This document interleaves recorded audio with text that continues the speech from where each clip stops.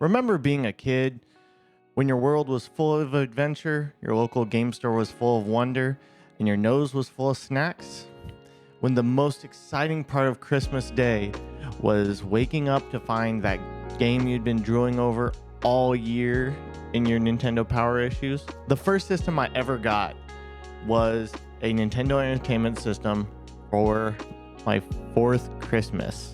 I'm 29 now. Happy 25 years.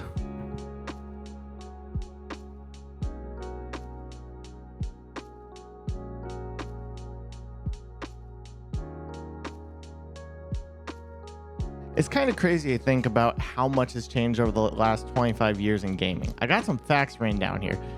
We've gone from marveling at gorgeous 320 by 240 on the PlayStation to games that run at 4K, which has over 108 times as many pixels. I used to sit point blank looking at the TV with my brother, and now we can play games together halfway across the country with barely any lag. We went from the Virtual Boy being the meager king of this weird fangled VR to my mom getting a Meta Quest 2 so she can play Beat Saber.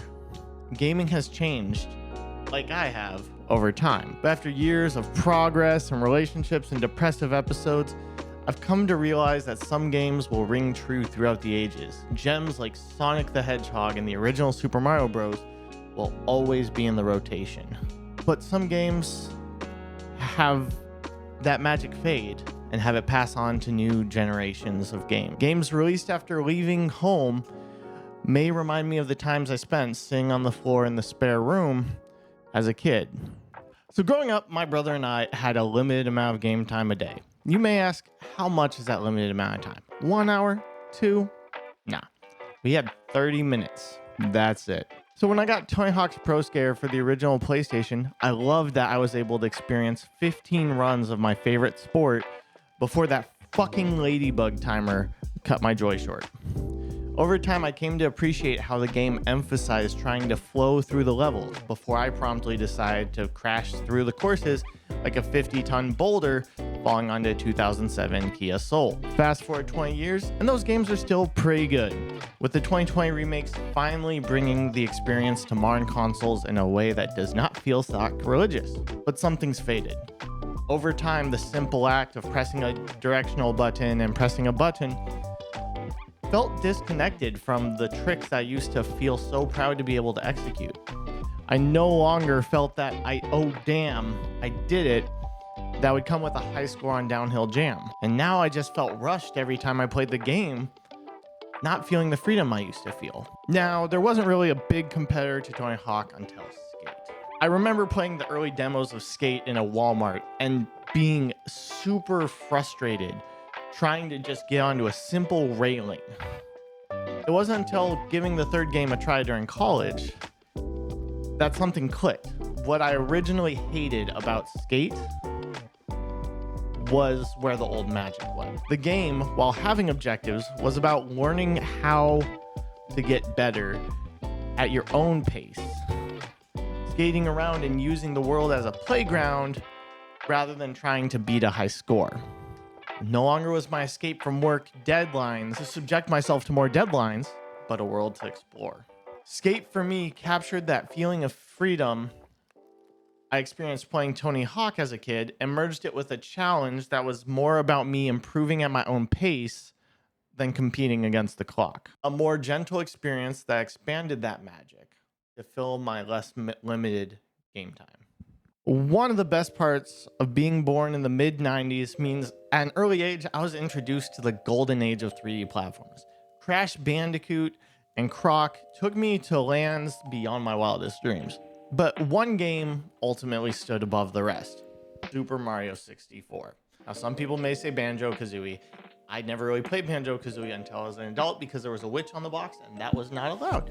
To say that this game was huge to my young mind is an understatement, serving up not just one, but many worlds, lovingly rendered in a stunning 240p. The movement, the levels, all balanced. But there was a problem.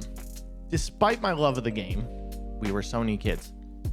I had difficulty connecting with the later titles that built upon that formula, including Sunshine Galaxy, because I felt I was missing the original emotional core.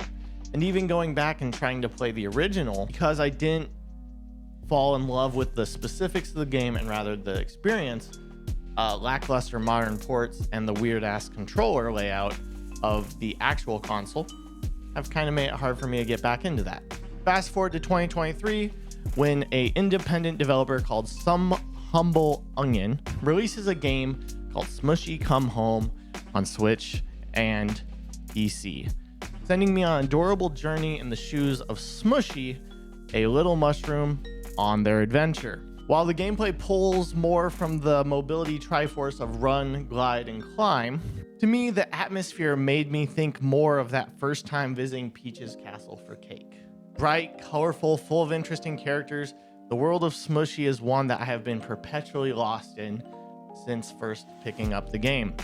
Whether it's bribing a salamander with blueberries, infiltrating a club of tough guy rocks, or riding on the back of a capybara, the world just oozes life, reminding me of the original magic entering that legendary 3D world of Super Mario. In retrospect, it's weird to be saying that I've been playing video games for a quarter of a fucking century. But the beautiful thing I've found about gaming is that across consoles, contexts, and formats, I still find games to love. Whether it's new, completely unique experiences like Dead by Daylight, Remnant, Overwatch, or trying to regain that old magic, the friends and the experiences I've had along the way have been great. But the thing that excites me about all of that is that despite grown-up responsibilities and everything I've been through, I can still find that magic that I found on that living room as a kid.